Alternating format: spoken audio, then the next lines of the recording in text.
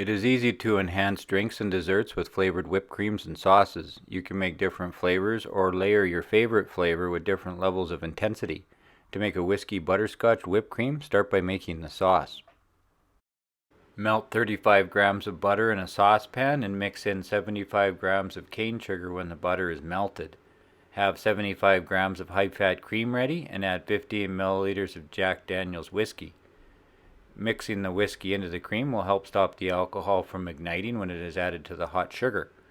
When the sugar starts to caramelize, it takes about 15 seconds, so mix until well combined with a high-heat spatula and add the cream. Remove the pan from the heat and away from your face because the sugar will react violently and steam up when the cold cream is added. The cream stops the sugar from cooking, but the sugar needs to be melted back into the cream. Strain the whiskey butterscotch sauce and add 100 grams of it to 400 grams of high-fat cream and the rest to a small decorator bottle.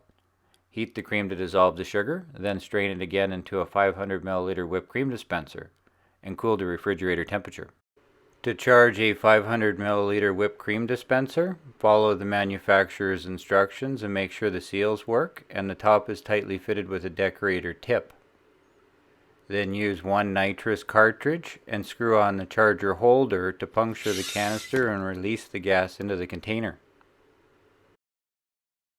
Give the dispenser a good shake to help distribute the gas, and remove the spent cartridge before storing the Nitro whiskey toffee whipped cream in the refrigerator.